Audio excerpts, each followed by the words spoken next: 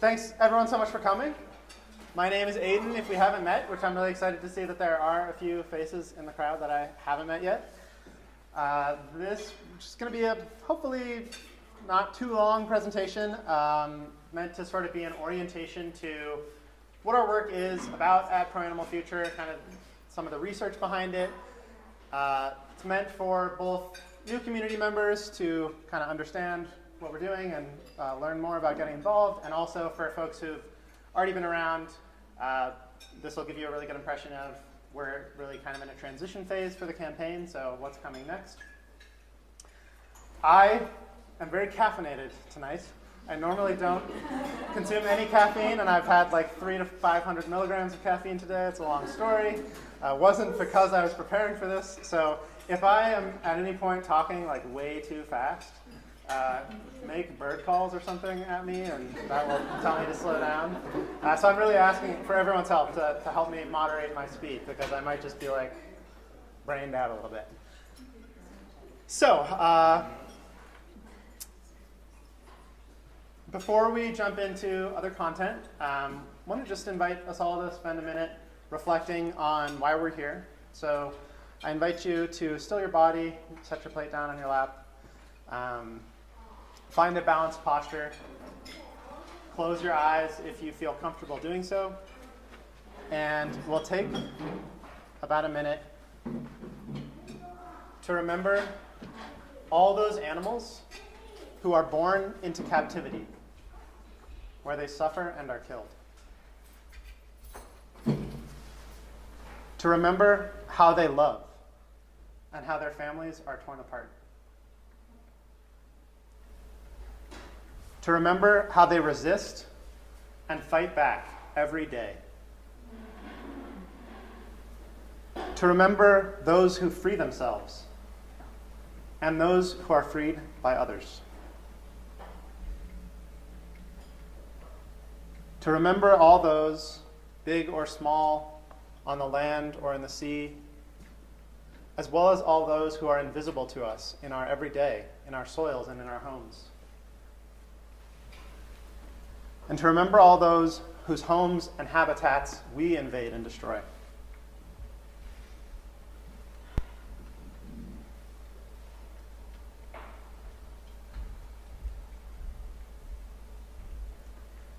But also to remember all those who live free from human interference and oppression, and the possibility that this offers to all others.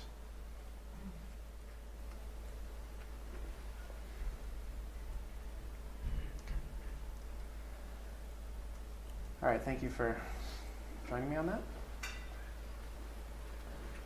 So I want to give a quick overview of the presentation before we dive in more deeply. So just to start with, what is Pro Animal Future?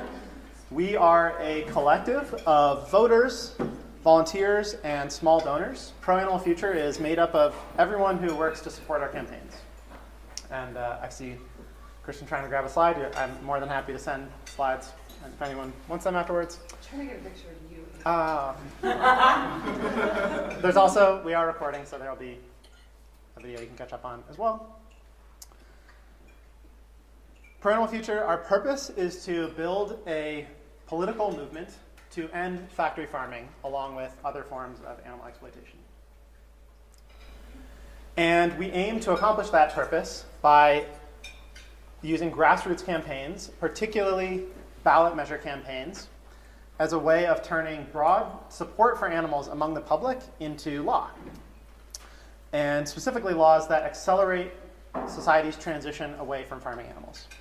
So my goal is that by the end of this presentation, if you're newer to Pro Animal Future, all three of these statements will make a lot of sense, and you'll be really excited about getting involved. And on the other hand, if you've already been involved, again, you'll have a clear picture of what's kind of coming next in the next chapter of the campaign. The greatest strength of the animal rights movement is our people power. For decades, and even really a long time before that, but sort of trace the modern animal rights movement back to the 70s, and in all that time, thousands and thousands, tens of thousands of activists have been working hard, been making big personal sacrifices to advance this cause. And the time has come for the next evolution of our movement, which is for us to kind of transition our focus. And I'm going to advocate tonight that that next transition is for us to shift our focus into politics and become really politically savvy. And I'm going to explain why I think that is. So pro-animal future, by trying to merge the grassroots power that is just the signature of the animal movement with more of a political strategy, we're trying to present a new model for animal advocacy. And especially, again, seizing on this unique opportunity presented by ballot initiatives. So what are citizen initiatives? A lot of folks, especially if you maybe moved from the East Coast where they typically don't exist, might not be familiar with this. So ballot initiatives, also called citizen initiatives, or ballot measures, there's lots of names for them. These are a unique political instrument that only exists in a handful of countries around the world and only in about half the states in the US. And essentially, through a ballot initiative, the way it works, a handful of citizens can get together and write a law.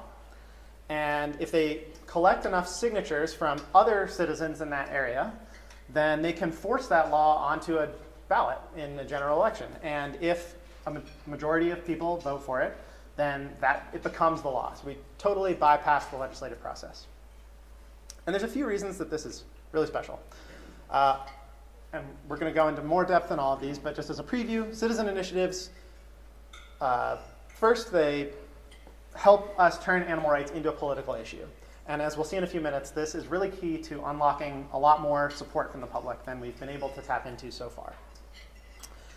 Second, as I mentioned, they allow us to bypass the legislative process and go directly to voters. So we all know that corporate interests exert a lot of control and influence over our government, and measures like this present, I think, our best hope to bypass that and change laws in a really meaningful way. And finally, ballot measures can provide a focal point for our movement, a really concrete objective for us to organize around and build real power and then win real changes and use that to build more power. So again, I'll explain more about all of this. As I mentioned, about half the states in the US allow for citizen initiatives at both the state and local levels. So all the states in blue on this map are places that we could eventually put really bold pro-animal initiatives in front of voters and push people to decide and sort of put their statements and actually take action on those. Such as like a ballot initiative banning factory farming. We could put that on the ballot in all the blue states. And I know that these are kind of pale. Those count as blue. But this will not be easy. We're going to look more at what this takes, but it takes a lot of power and a lot of capacity as a movement, even just to get a measure on the ballot, not to mention to get an ambitious measure to pass. So we have a 10-year plan of how we're going to build that power, how we're going to get bold, transformative pro-animal policies on the ballot at the state level in states all around the country, and how that is going to enable us to propel animal rights from a kind of fringe issue to a really mainstream political issue, the same way that abortion or other things that are central political issues are. And our current campaign in Denver is basically step one of that plan. So it's a pilot campaign for a new type of animal activism, and it's also a step in building the power that we need to sort of do this on that larger stage. So that was a bit of a whirlwind summary of what we're going to be talking about.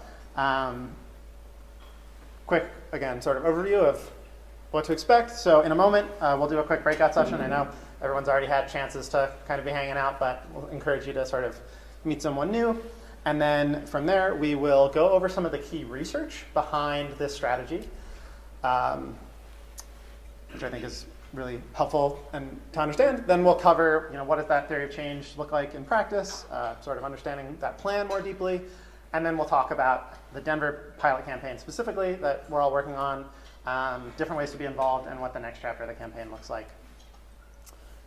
Again, ways to get plugged in. So there we go. And with that, we're just going to go into pairs. And I really want to invite everyone to find someone you haven't talked to very much, or ideally, maybe you haven't even met before. And you're just going to answer two questions. Why are you here? How'd you learn about the campaign? What made you decide to come? And why are you really here? The plight of animals is a really heavy subject, and this is an invitation to share something about why you care about this. Because most people don't. So what makes you different? So you'll each have about 3 minutes to share. So we'll spend about 6 minutes in pairs. And you can make it a conversation, or you can take turns, however you want to do it. So go ahead.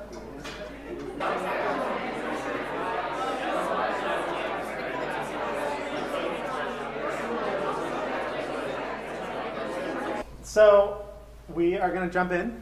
Pro Futures strategy is the product of a lot of research, including some original research conducted expressly for the purpose of designing this strategy by PAF, which was the organization that kind of incubated and spun out PAF.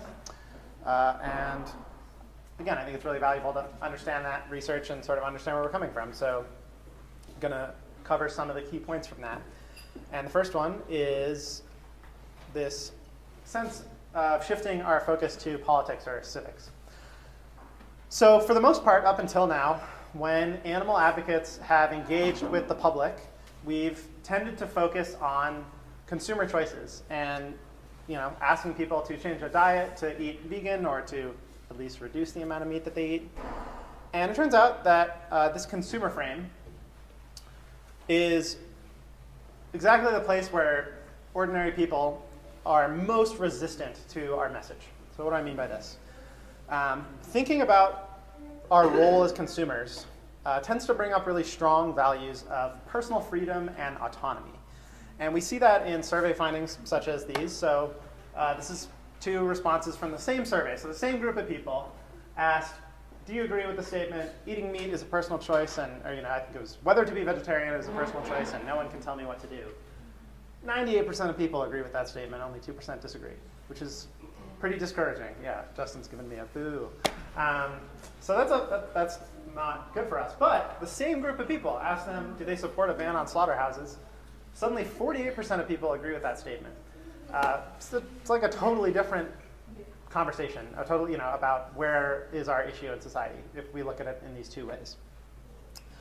And the key difference, that was a survey that existed, and then we wanted to look into that and kind of understand what explains that discrepancy. And the difference is that the first one is framed in terms of consumer choice, while the second is framed in terms of civic action, so collective action through government and law, changing laws. If the animal movement can figure out a way to engage with the public through that civic frame, where that state of mind where people are answering the slaughterhouse question, rather than through the consumer frame, suddenly we have the potential to unlock all of this public support that we're not finding when we focus on people's consumer choices. And in Pax Fauna's research, so the research looks like a lot of interviews and focus groups. We pulled ordinary meat-eating Americans into one-on-one interviews. Talked to a lot of meat eaters who, and you'd be just amazed how many people said that they would personally vote to phase meat out completely. But they don't want to be the one person who has to go out on their own and kind of make a big personal sacrifice doing it all at once at first. They feel powerless as individual consumers. They say things like, oh, it doesn't matter what I'm going to do. There's 7 billion other people who aren't going to stop eating meat, so why should I kind of take on this social cost, and et cetera, et cetera. But those same people are willing to support bold actions as voters. The key is to engage people as voters rather than as consumers. And one way to do that is for pro-animal candidates to run for office. But ballot measures present an even more direct solution. So we're able to take the quirks of like running a candidate and their unique personality and their fundraising skills, which is so much of what determines people's getting elected. We take that out of the equation and we just put the question of animal rights directly in front of people while they're wearing their voter hat. And we, everything people say about opposing factory farms, et cetera, we ask them, okay, are you ready to enact that in law? And this is, again, a way where we come together. This is where we come together as society and make these changes together, these decisions about what kind of world we want to create. And on top of that, with a ballot initiative strategy, we get to choose the most animal-friendly groups of voters in progressive cities like Denver to start with. So everyone's aware we have a couple ballot initiatives in Denver, and by starting in Denver, we are able to set a precedent where people are going to see, oh wow, actually there's an appetite among voters to pass these really strong pro-animal laws, and we can build up from there. So yeah, there you go. And I Just to be extra specific about something here, we are specifically trying to shift the focus of our movement away from individual diet change advocacy, focused on veganism, and towards a political agenda, a pro-animal political agenda. So in addition to helping us win over voters, I hope that this has the potential to help us grow our movement. As an example, has anyone ever gone to like a climate change protest or something like, stuff like that? In my experience, when you go into environmental activism spaces or climate change spaces, nobody asks if you drive a car or if you take flights, even though we know those things are really destructive to the environment and to animals who live in the environment. But our movement historically has been a little bit different, and by placing too much focus, I think, on individual purity, we've had this result where we confine ourselves only to a small fraction of society who are already where we hope society is eventually going to get. So, whereas if we can have this shift, we could potentially broaden our base a lot. So I have an ask of everyone here. Can we not only try to live out this shift from consumer to civic in our voter outreach, but also in our own community? Really aspire to build a political movement where pro-animal people can become activists, regardless of where they're at in their personal kind of consumption habits. Yeah, can I just get a nod from everyone? Like, we want to try to do that? All right, thanks a lot. Yeah, I think it's been really great so far in our community here, and I anticipate that being a challenge as we spread this strategy to other cities, because there's a pretty entrenched culture in the movement so far. So we'll look at that. But anyway, moving on. By unlocking this broad public support, ballot measures allow us to directly translate public opinion into legal wins, which in theory, that's how democracy is supposed to work. We all know in practice it doesn't work that well. So this really leads to the second point, which is that ballot measures are the means by which we can get the most ambitious laws passed for animals right now. So again, we could go with electing candidates, or we could just go with lobbying existing legislators. Lobbying is the thing. How does it work? Well, there's some problems with lobbying. It's capricious, by which I mean, so it really rests on, it feels arbitrary. It rests like there's just a few lawmakers, and you're trying to convince them, and it, so much falls down to like their personalities. It's a highly unpredictable process. Money exerts so much influence in lobbying, as we all know. Our opposition has a durable advantage. We're never going to be able to compete in the realm of money and fundraising with our opposition, because they are a giant for-profit industry that's constantly breaking in new money. So the role of money in the political process inherently stacks it against us. And then there's also this thing about, if we were to focus our efforts on lobbying, that we're not building long-term power. So lawmakers, for instance, if this looked like right now we went to the Denver City Council and we're really working hard trying to win over people on the city council to our point of view, in a couple of years, all those people will be gone off the council, and there'll be totally new people, and it'll be like we have to start over from scratch. Now, a key thing about ballot measures is that they bring out the most progressive side of voters. When voters are given the chance to vote on issues directly, they often take far more progressive positions than the candidates that they elect. So, as an example, in Florida in 2020, the same Florida electorate that voted for Donald Trump by about a 5-point margin, 52 to 47, the same group of people passed, through a ballot initiative, a statewide constitutional amendment raising the minimum wage to $15, which is a policy that's pretty far to the left of the National Democratic Party. Like, most national congressional Democrats won't even touch the $15 minimum wage, but Florida voters, by a huge margin, 20 points, 60 to 28. So at least 15% of Florida voters voted both for Donald Trump and to enact a $15 minimum wage. So this is the potential of ballot measures. Contrary to lobbying, ballot initiative campaigns are a numbers game. If we as a movement can organize effectively enough, get enough people involved, and reach out to enough voters with effective enough methods of persuasion and strong enough messaging, we can win. It doesn't fall down to just a few people and their personalities. It's a numbers game. It's these big numbers. And it's like, yeah, we just rely on an effective strategy. We get our win. Morals over money. So voters aren't controlled by money, and I mean this in two senses. One is, obviously, it's like hard to buy off voters in the way that you can buy off politicians. But also in the sense that if voters are considering a policy that might have ramifications for the economy or for the city's budget, they're going to elected officials are going to focus a lot more on those things, and they're going to be willing to compromise on morals. But voters, if we put a strong moral question in front of them, they're going to be willing to have the city budget take a hit or the economy take a hit, if we can really frame it up in that moral sense. And of course, that's exactly the nature of our movement. And then building power for the long term. So just contrasting again with lobbying. When we run these kinds of campaigns and we focus on organizing our community effectively and also on reaching out to the public, to voters, and changing their minds, all of that work that we do in the cycle of one campaign, suddenly that's our baseline for the next campaign. All of it directly translates into the next campaign. So if we win these initiatives, we're right back in the next election cycle with an even more ambitious pro-animal policy. And we just have that huge head start already. So again, direct democracy as a solution to a lot of the problems of traditional lobbying. And then the last point about sort of this research that gave rise to the current strategy for pro-animal future is ballot measures are a great way that we can turn all the energy that exists in our movement into really tangible victories, which we so desperately need. So exactly what Justin and Dayton were talking about from a movement building standpoint.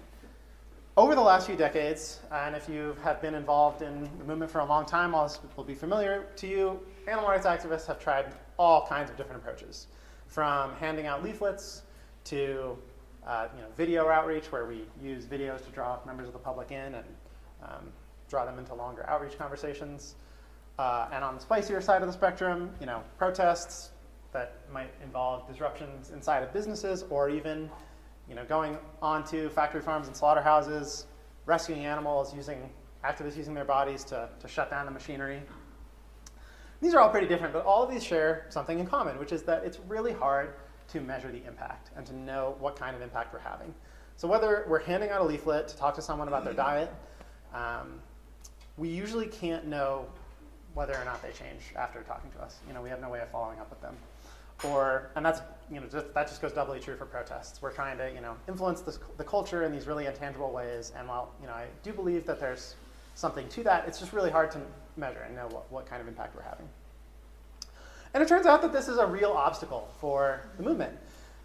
So we conducted a study that involved interviewing dozens of current and former organizers and activists in the animal rights movement to understand why the movement has been struggling to grow for so long. And if you've been around for a long time, you've probably seen like this ebb and flow where we have a surge of energy and then it all kind of dissipates, and we don't have really durable growth. And we found that the number one cause of burnout, at least as people understood it for themselves, was a sense of inefficacy, meaning people weren't sure that their efforts were making a difference. And if you are doing that year after year, it becomes really hard to keep coming back if you don't feel confident that what you're doing actually matters. Who here has felt like that before with activism? Yeah, totally. Lots of hands. To drive the point home a little bit further, these are some quotes from some study participants. Shania, since you're close, you want to read the first one? Sure. For people who are just coming in, they need to feel like they're accomplishing something. And I don't think that a lot of organizations are giving that to them right now. Elena, second one. Very exhausting to just look back at 4 or 5 years of hard work, lots of weekends, giving up lots of money, time, effort spent to think like, God, have we even helped a single animal? Yeah. Resonate with that, for sure. I do. Yeah. Animals are suffering right now, and we all want to make an impact for them. That's definitely true. And it's also a basic human need to feel like our efforts are worth something. And that's, it's just so necessary for us to sustain ourselves. And I think there are so few ways that as activists we can make a tangible difference that actually matters. And ballot initiatives, I think, are one of the few, where it just provides this focal point that we so desperately need, our ability to sort of unite our movement behind a common goal and provide us those concrete wins that can help us sustain momentum and help us feel like we're actually making a difference. So just to review quickly what we've talked about so far, these 3 points that came out of Pax Lana's research that led to the development of our current strategy, the shifting from a focus on consumer choices to a focus on politics and voting, because it lets us tap into this broad public support. Disadvantage of ballot measures specifically over other forms of political advocacy that they allow us to go directly to voters and tap into this more progressive version of the public rather than dealing with elected officials. And finally, just the importance of providing tangible wins for preventing burnout. So with that all in mind, we're ready to look at specifically the strategy of Pro-Animal Future. Not only what we're doing right now, but what we're planning to do over the coming years and how all of this feeds into that. So earlier I showed this map of states in the United States that allow for citizen initiatives. And every state in blue is a place where we could put a measure on the ballot banning factory farming in the state, or any number of other transformative pro-animal policies that would really sort of confront the public with a choice about what kind of future we're trying to create. Why isn't anyone already doing this? Does it seem kind of obvious at this point? That's the question I would have at this point in the president. They're like, come on, what's happening here? Well, it's not easy. It takes a lot of work to even just get a municipal measure on the ballot. But statewide, it requires collecting hundreds of thousands of signatures, often in just a few months. There's a time limit. And historically, the movement has pursued ballot initiatives before. People might have heard of Prop 12 in California, which was a statewide ban on confinement of certain animals, really restrictive confinement of certain animals in factory farms. And it takes so much effort, so much money. Historically, our entire movement has had the capacity to maybe do one statewide initiative at a time. And that's where Pro-Animal Future comes in. That's really the goal of our work. So we are trying to develop a smarter, first of all, we're trying to develop smart, powerful political advocacy organizations across the country that are capable of running these kinds of campaigns. And specifically, we're trying to look at a different way of doing it that is more scalable and relies more on the strengths that we do have. So I'm going to say more about that. But the campaign that we have here in Denver is just a start. So we're calling it a pilot campaign. And one of our core goals is to develop a different way of running these campaigns. So the way that citizen initiatives typically pass, despite being called citizen initiatives, in the modern world, the way this usually works is that some special interest with deep pockets comes in and hires these professional firms that exist to go out and collect signatures. And then, they pay per signature to get all the signatures collected. At the state level, this might cost $500,000, somewhere maybe up to $1 million. In California, it'll cost a lot more than $1 million because it's so big. And then once the measure qualifies, those same interests who got the measure on the ballot typically will spend millions of dollars in a statewide campaign on TV ads as a way to reach voters. And it's not as true as it is for candidate campaigns that the side that spends more money always wins, but money is definitely a big part of it. So that's a problem because our movement doesn't have a lot of money, and the other side has a lot more money. But what we do have is extremely dedicated people. And something that I've learned over years, I started in the animal rights movement. That was my first kind of active political involvement or activism. But since then, I've had the chance to kind of pop into a lot of other movement spaces. And while animal rights is a lot more, it feels more fringe, or it has less public support compared to something like climate change or a lot of other issues that we might all have had some experience of doing activism around. The size of our just really committed base, the number of people who are willing to not just send emails, but take their time, go out into the street, do crazy things like get arrested, but also just spend a lot of their actual personal time.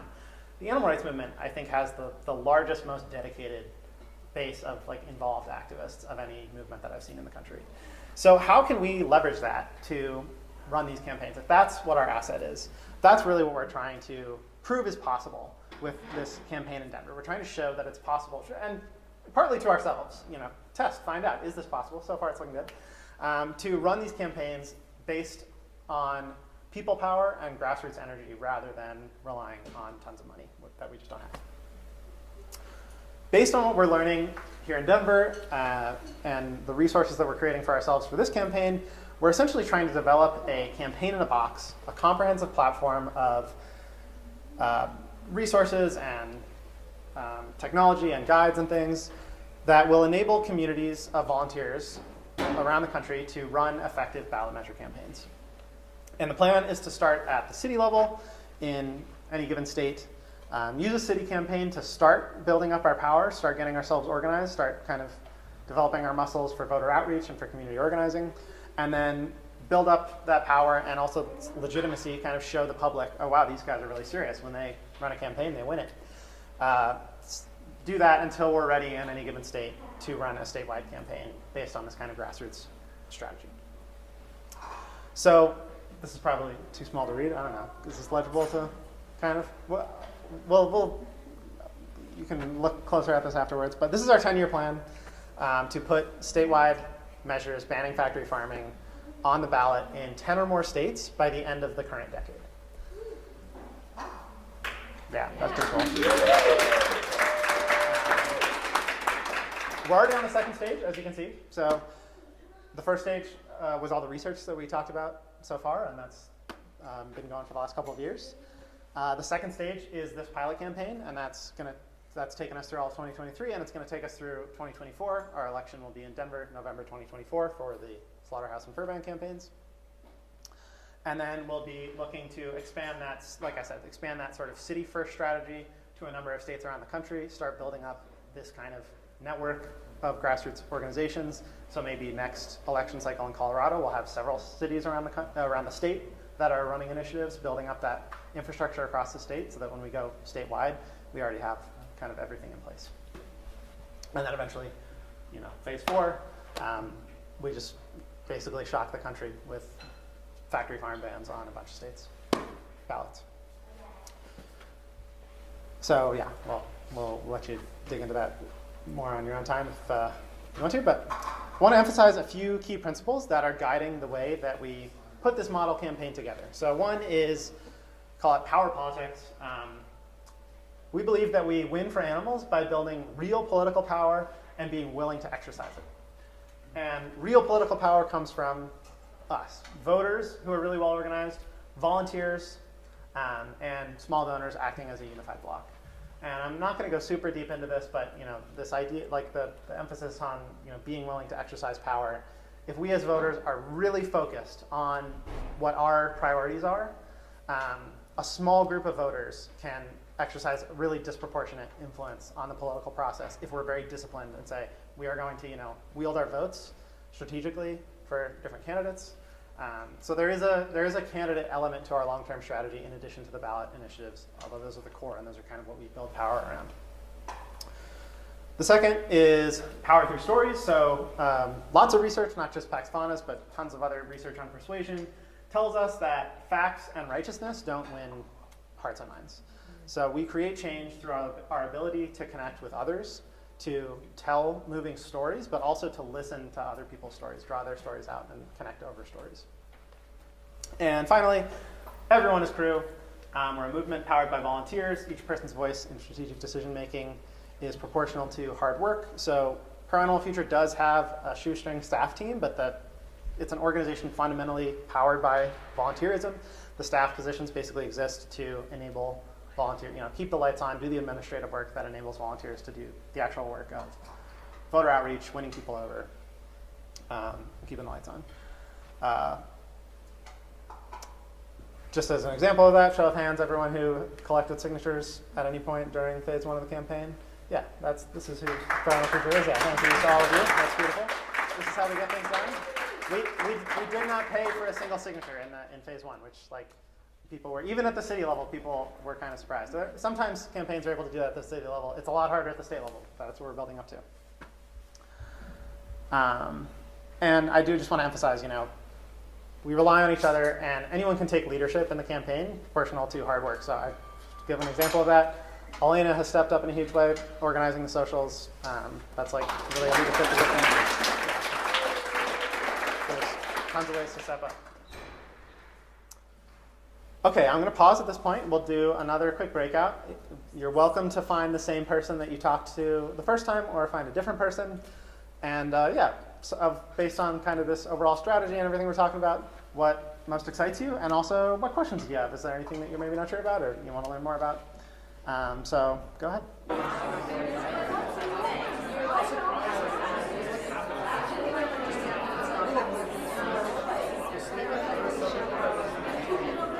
going to move on to talking about the current campaign. So we're on the home stretch of this presentation. So hang in there. I know you're all doing great. So we chose to run two distinct ballot measures that we think complement each other pretty nicely in Denver this cycle. So this is all for the 2024 election in November. And we've got a fur ban, which is, we hope, kind of an easier yes. We think the public is going to be more supportive of this. It's not, I mean, we're still going to campaign on this and make sure to push the needle, but feel pretty confident that this will help us come out of this campaign with a win. And that in addition to that, so there's a lot of momentum around the fur ban movement kind of nationally. Lots of cities have banned fur in the US. California is the first state to do so. There are countries around the world that have banned fur farming. And Boulder in 2021 passed a fur ban through a ballot initiative. So we feel hopeful that if Boulder did that and then Denver does it, that could pave the way for a statewide fur ban legislatively, kind of show that there's support for this. It also gives us a foot in the door with voters for the slaughterhouse ban. So this is much more the bold, kind of unprecedented ask of the two. Unlike fur ban, this is not something that's happened anywhere else really in the same way in terms of being clearly on animal rights reasoning to ban slaughterhouses, and where we're not just saying, oh, they shouldn't be in Denver, they should be somewhere else, but we're saying, is there a place for slaughterhouses in the future that we're all trying to create? The answer is pretty clearly no. It's going to force us to give it our all. This is not going to be easy. This is really going to, we're going to have to put up or shut up here, because this is going to be hard. It's going to attract national attention, again, because it's unprecedented. And again, we think this slaughterhouses and factory farms we find kind of interchangeable in the mind of a lot of members of the public. They think of these as kind of often like the same facility, or very much, and it's true that they're very much two parts of the same supply chain. So we're having the same conversation, or we're hoping to have the same conversation with voters about slaughterhouses. That's really a kind of precursor to the same conversation about factory farms, which, as we've said, is our goal working towards a statewide level. And there's just no factory farms in Denver, so it wouldn't be meaningful to pass factory farm ban in Denver. Quick kind of timeline of this campaign. So we submitted the measures to the city. That kicks off starts the clock. Phase one, we had 6 months to collect a total of about 32,000 signatures between the two measures. And our goal was, and we did qualify for the ballot, turned our signatures in on November 3rd, and we just heard back about 2 weeks ago that we got the real official thumbs up. Very exciting. Huge shout out to our friend Kevin in the elections office, who gave us the tea a little bit early. Took off some stress off of my brain. And then that initiates phase two, which is now that we have about 11 months left before our November 5th election, to do mass voter outreach and try to persuade voters in Denver, people who are likely to vote in Denver in 2024, to support the initiative. Plural. And what's that going to look like? So in phase one, we collected, as I said, about 32,000 signatures. We averaged about 58 hours of volunteer time every week across our whole community, which is nothing to sneeze at. Clap for everyone who did that. I've been organizing animal rights in Colorado since about 2015, and I don't know that seems like probably the most active that the movement's ever been since I've been here, which is really cool. And we need to do a lot better than that, folks, because this number. If you've seen a presentation like this before, don't say it. What do you? Someone else who hasn't seen this presentation before, what do you think this number is? How many hours we need to put in? That's a good guess. One more. It's not far off. So 640 was the margin by which the fur ban in Boulder, the number of votes by which the fur ban in Boulder passed. Very close. This election easily could have swung the other way if the opposition had put some extra effort in organizing. If they had known that they were going to lose by 640 votes and they threw $50,000 at it, they could have won. So our polling data shows that without an effective, really effective, large-scale campaign, the slaughterhouse measure will probably fail in November. Like if the election was going to happen tomorrow, pretty confident we would lose. But it's close. It's not, like we don't have a shot. It's the kind of thing that we can change the outcome if we work hard enough. And the same polling does show that there is room for movement among the public if we reach them with the right message and with the right strategy. So what's it going to look like to build enough support from the public in phase 2 to avoid a situation like this? And I just want to say, in like city elections especially, and this is going to be a municipal election, margins like this are very common across the country. There are so many races, be they candidate races or issue races, that are decided by margins much smaller than this. So very close elections happen. Win is a win. Oh, and exactly. A win is so if we pass by one vote, it's all good. So but if we lose by one vote, think about how sad it's going to be. I've just gone out that one extra hour. So what phase 2 is going to look like, how we're going to try to get that win that's a win. What's up? Did we push? I can't remember when we did the older for band. We didn't really do that. So we really, in 2021, we didn't do a lot of phase 2. We were able to coast to a victory. We did so. There was some work. I don't know. Nothing happened, but nothing like what we are trying to organize this time. So how we're going to try to reach voters and what the actual strategy looks like to lock in a win. It's going to be knocking on doors. Generally speaking, research finds that, in terms of per conversation, knocking on a door and talking to someone is the most likely to kind of change their voting behavior. Phone banking is also very effective, so this will be like meeting together in an apartment or someone's house, or doing it on your own time in your own comfort of your own bedroom. You can sit on your bed in your underwear and do some animal activism. Same thing with text banking. Specifically, actually, what phase 2 is going to look like is kind of the opposite order. So starting in about January, we're going to be kind of testing this slowly in December. People are welcome to kind of come to like some of our trial runs, but it's going to be trial-y at first in December. And then in January, we're really going to roll this out. And we're going to start so there's about, in a typical presidential election year in Denver, 280,000 voters. So let's say in the last presidential election year in 2020, there was about 280,000 people who cast votes. And Denver's grown a little bit since then, so we'll say it's going to be a little bit more than that. Our win number, we're thinking, is about 145,000 votes. So that's the number of votes we're trying to get. And the way we're going to start is on the most supportive side of that spectrum. So we have some demographic data, and we also have some specific polling on Denver that tells us who we think are the kind of people who are most likely to be supportive already.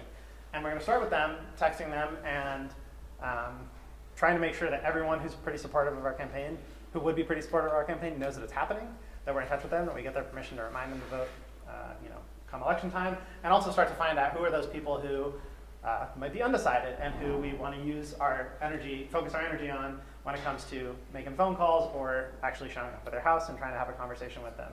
Who are the people that we can win over through those methods?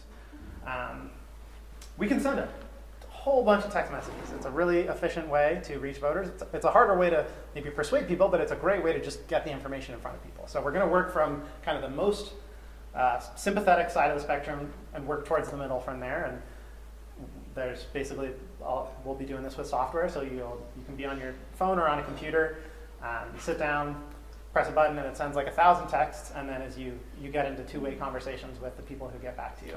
So we'll be doing a lot of that. We have the potential to, over the course of the campaign, we can definitely text as many voters as we want, pretty much, say 150,000 or 200,000 voters. Get into conversations with maybe about 20 to 30% of those people who respond in a given round. Maybe if we text people multiple times, we'll get as high as 50% response rate. Get into text conversations with them, and then use those to both inform our base, the people who are like, hell yeah, I want to vote for that. Maybe we get them involved in the campaign as volunteers. And then use that to target our more kind of high. Obviously, it takes a lot more time to be on a phone conversation or to be knocking on doors, but that's how we're actually going to win people over who are maybe a little more undecided. In the texting, a lot of times there's algorithms that will just automatically move things that they don't normally get as spam. Sure. So how does that work? Not to get too far into the weeds, but the software that markets itself to political campaigns to do text banking. It's like, part of their product is to make sure that their numbers aren't getting like sent to spam. So they've done all the. Like, I think if if you receive a text that you are not familiar and maybe even you don't like the text, then you can actually lock it, right? Yeah, and then that's what leads. So there's a number of blocks that is typically going to cause a number to be marked as spam, and so they have a guess about how many texts you send from a certain number before you just burn that number and start a new one. I'm not going to let us get too deep into the weeds right now, but definitely happy to talk later. In addition to that, that's going to be kind of the core of our phase 2 strategy. There are going to be a lot of other ways that we can reach voters, so we're putting a lot of energy into like op-eds and letters to the editor and other ways of kind of getting newspapers and stuff to talk about us. Ballot initiatives are another maybe advantage of ballot initiatives compared to other forms of animal activism. Like newspapers, especially newspapers in Denver, just have no choice but to cover this because their readers are going to have to decide how to vote on it. So this is going to be a way that we can get a lot of media coverage and get a lot of our voices specifically in those through like letters to the editor and op-eds. So we'll be organizing everyone to like write lots of those things, and then we'll be using like flyering and putting up flyers and stickers and spray chalk messages or just chalking messages in general. All around the city and just have it just look like, oh my gosh, this pro-animal thing, it's everywhere in Denver. It's like the thing that's happening. Holy cow, these guys, there's so many of them. It's a template, right? Yeah, so we can get like we'll have little stencils and you just go really fast, have it look really nice. So all these kinds of ways that we're going to be getting our message out. Quick question. Who here feels like a little bit nervous about approaching Denver voters one-on-one to try to have a conversation with them about, yeah, I mean, I do. It's edgy. Talking to total strangers about animal rights is intimidating. I would say for the vast majority of us, it takes us out of our comfort zones. Even if you've been doing it for a long time and have had lots of practice at cubes and other things, it's still edgy for most of us. Some of us are like, whatever. I don't know if Luke's maybe one of those whatever people. You raised your hand, okay. I was making a guess. I didn't mean to be, whatever. Yeah, door knocking especially. I just want to say that's okay. It's okay to feel nervous. Like it's okay to do things that take us out of our comfort zone.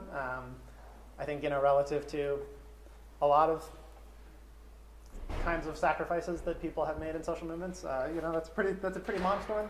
And changing the world takes sacrifices. So I'm really excited. I think also who maybe of the same hands, like who feels like you've had it boost your self-confidence. To do that, like make you more comfortable talking to people and all that kind of thing. And that's definitely true for me too. So it's a great, in addition to being just a really effective way to move these campaigns forwards, it's a great personal growth opportunity. So for phase 2, I said we can text a ton of people pretty efficiently, but in terms of those more high value forms of voter outreach, phones and doors, that takes a lot more time. Our very ambitious goal is to try to contact 10% of households. So there's 350,000 households in Denver. If we can contact 10% of those, I feel pretty confident that we can achieve the swing in public opinion that we would need to pass the measures. That is going to take, roughly, like in terms of working doors, we're going to be using a methodology called deep canvassing that relies on kind of longer conversations, 10 to 20 minute conversations with voters, really trying to draw them out on their personal experiences and get those, like I mentioned, sharing stories. It takes a lot. It's a big investment in people and in voters, and it takes a lot of time. So our goal is 200 hours a week of volunteer time by the peak of the campaign, which is 3.5 times more than the number that I shared before. So this is a big increase. We're really going to have to organize. We're going to need a lot of more people involved than are yet. So that figure is total or per person? Yeah, every single one of you, 200 hours a week in total. So it could be. If we get more people. Yeah. Right. Yeah. So if we had 100 people taking one shift a week of 2 hours, I think we'd get there. Or if we had half that many people taking 2 shifts a week, or some mix of those two. I do think a huge part of this is going to be increasing the number of people who are involved in the campaign. So one thing that we should all just get used to is like thinking of that you have there's two main things that it looks like to be involved in this campaign. One is, contacting voters and persuading them to vote yes. The other is like, whether it's your friends or whether it's enthusiastic people that you meet while doing voter outreach, trying to get more people involved in the campaign. Go ahead, man. Is this door knocking specifically, or just? Like voter outreach, yeah, we'll call it, across the board of the different methods that we're gonna be trying to do. This is our, like, wholesale goal. We only have 11. That's true, we're down to 11 months, so we're kind of taking that into account. 220 hours. And then, we're really only going to be really starting in earnest next month, so 2 months, and then it's got to be 240 hours or whatever it is, 250. So, okay. I know I've said it before, I'm going to say it one more time. This is going to be a massive effort. The only way we're going to be able to make it over the finish line is by bringing all the energy that our collective animal rights community in Colorado has to bear on this campaign. We need to get more people involved, and we need everyone to step up and contribute everything that you can. We have an opportunity right now that I think probably most people in this room haven't really had before, which is, and I would say I've certainly never had it before in this way, which is to really concretely change the world for animals by passing historic laws through our own efforts as activists. And that's why I stress that this is a numbers game. It's like the number of hours that we can organize, that 200 goal, as a community, the number of volunteer hours we can get out, that's what's going to determine the shape of the campaign. And the other side of that equation is how much money the opposition is going to spend. So the harder they come in, even the more effectively we're going to have to organize. But will you be providing our life jackets and oars? yeah, everyone, yeah. You'll have your Pro Animal Future branded like green life jacket and all. So if all of us who are here, there are people in our community who couldn't make it tonight, of course. The whole, the community that we have here, if we really step up, we really start to all be recruiters. Social movements are like multi-level marketing schemes, okay? But the advantage, the difference is like we can just get to be transparent about that, because it's like we're not, it's not something where we're trying to, like drain your bank account or something. It's just, this is the way that social movements grow is through people bringing their friends in. There's great research showing that the number one thing that determines whether someone's going to get involved in, a wave of social movement activity is whether some of their friends are doing it. So really think about people in your life who might, be looking to start spending their time in a more meaningful way, make a positive impact in the world. Invite them to a creepy presentation in your basement, whatever. No, that's just, okay. So the vast majority of work is going to be, so up until now, the vast majority of work was petitioning. Now we're shipping into phase 2. The vast majority of work is going to be voter outreach that we talked about. And this is really, again, the main thing that we're asking everyone for. A cool thing about this phase compared to phase 1 is, like I said, we'll be able to do this more from our homes, doing the phone and text banking. So like for all of us from Boulder, including myself, who've been coming down in Denver for phase 1 for signature gathering, we'll be able to have, get-togethers like at our houses in Boulder. It'll be a lot more, I think, social and fun. Like the signature gathering was kind of, it was rough, y'all. It was like you're standing out there alone for a couple hours. It was pretty isolated and sometimes pretty difficult. A lot of rejection. I think this is going to be a lot more fun and social and contribute to that kind of sustenance. So that's the main thing that we're asking everyone for is that voter outreach. And that's just what makes up Pro Animal Future is that voter outreach. That said, there is a way to be involved in the campaign as organizers. So that is going to include like hosting shifts at your house, getting people organized. If you're interested in learning more about that, Lauren, where's Lauren? Would love to talk to you right after this presentation is done. We have I'll announce in a second, we have a training later this week. And then there's like a technical support team behind all of this that's managing like the software that we're using and social media and press strategy and all that kind of stuff. So if you think that you really have like particular skills that could support any of that, I'd love to talk to you about that tonight or another time. So this is coming to the end. Getting started is simple. If you haven't taken action with Parental Future before, if this is your first event, welcome. Wonderful to see you. So I should have started with this. Raise your hand if this is your first Parental Future event. Oh yeah. Super excited.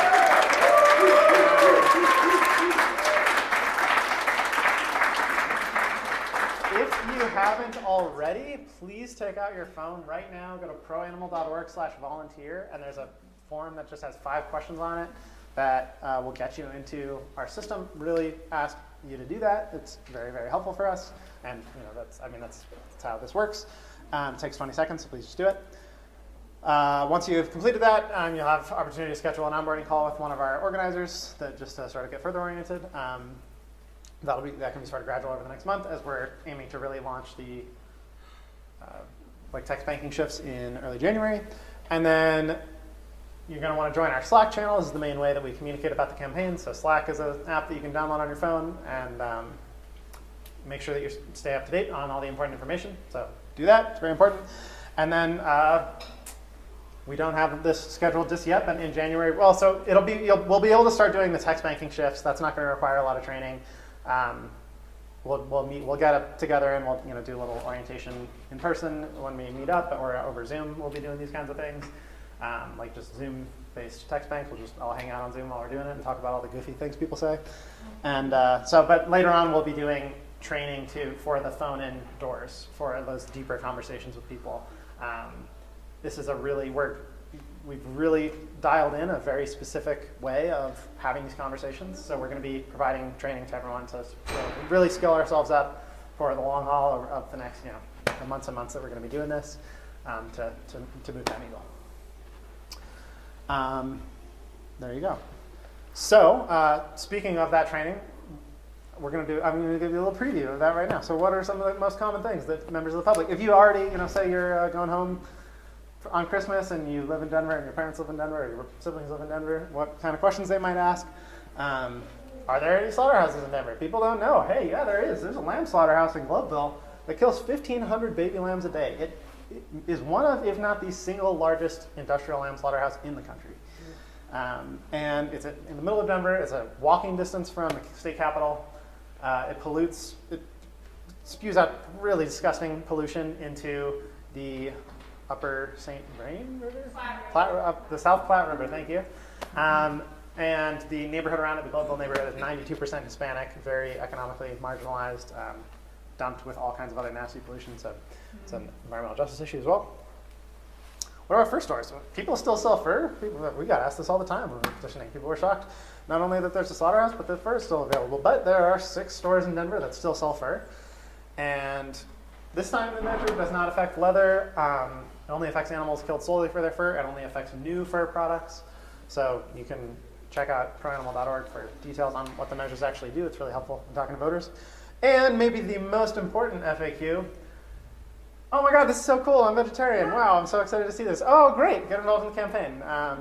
We have a lovely pro-animal community. It's you. Look at yourselves. You look great.